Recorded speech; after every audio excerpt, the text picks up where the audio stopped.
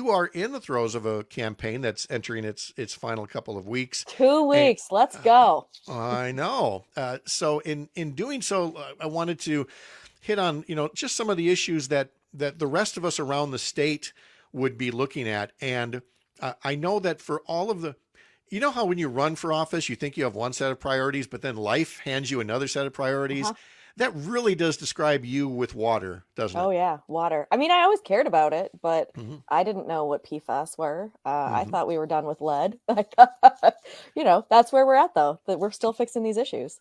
Right, and so you have been working on getting all manner of outside funding in to take care of this proven health hazard and to not let something drag on the way, say, removing lead pipes has dragged on.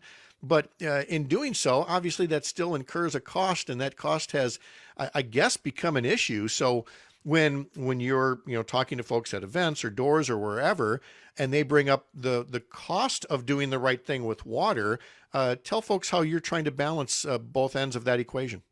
Yeah, so first of all, before I was elected, but thankfully, the city council decided to build a new drinking water treatment facility. So that was planned, that facility, but it's a $44 million project. And so we pay for that with ratepayer dollars. So we knew that those rates were going up. What we didn't know was that we would find PFAS, and we would have to add $17.5 million to that cost.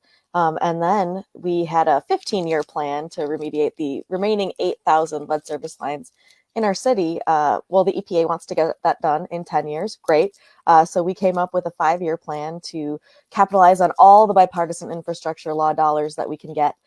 So we got 5.7 million for this year. We hope to replace 550 lines. And I'm super excited. We're using a new type of a model, public-private partnership. So I'm hoping that it's really successful. But I've just heard this morning that we have a partner in Shorewood who now they're going to do the same way we are. So we are going to be doing this together.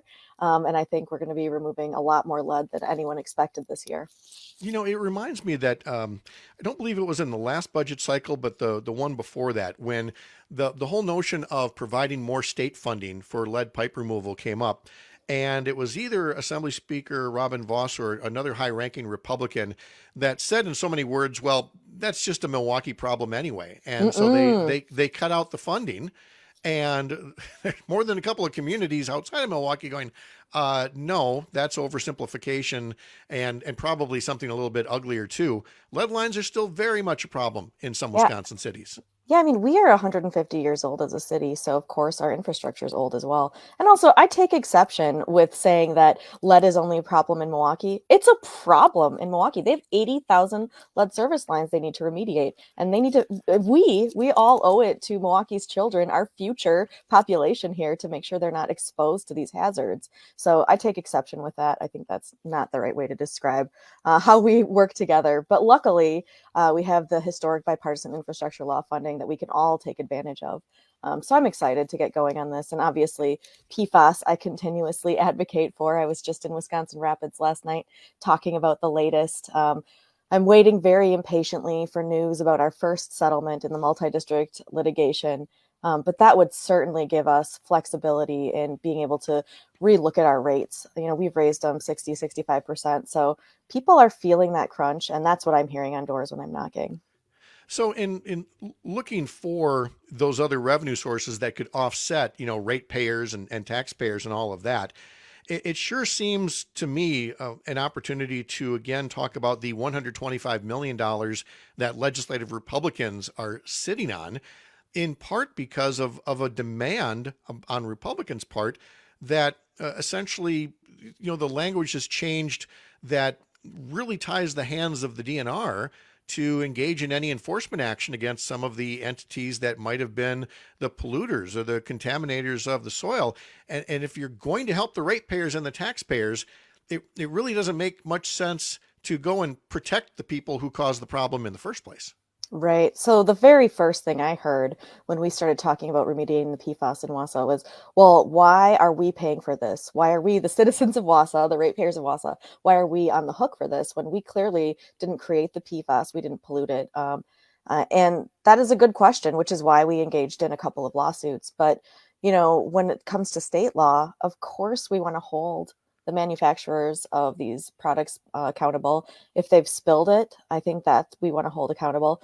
I do understand there's some concern over if you end up with a parcel of land that's polluted with PFAS, then you become the responsible party, and maybe you didn't know. But I think there's opportunity. I think that's a narrow enough scope that you'd be able to carve that out with policy. You wouldn't have to do broad brush. But right now, what we're doing is just not releasing the funds. I mean, the budget passed in July, so $125 million that no Wisconsin municipalities can access for PFAS remediation is a huge chunk. And session is out, so I guess we're waiting another year. I guess, unless the Joint Finance Committee, calls itself in, I'm as crossing Governor my Evers fingers. is asking them to, right? So those were the things that came up after you became mayor.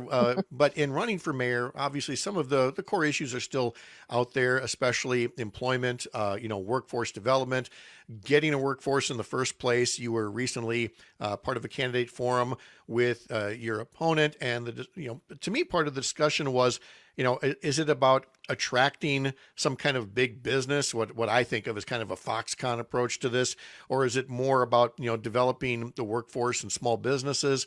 What's been your message to voters about, developing a workforce for the Wausau area? Well, of course, we want more people moving here. That is probably the thing that we need across the Midwest in general. But we need more people living here and moving here, kind of spreading our love around, right?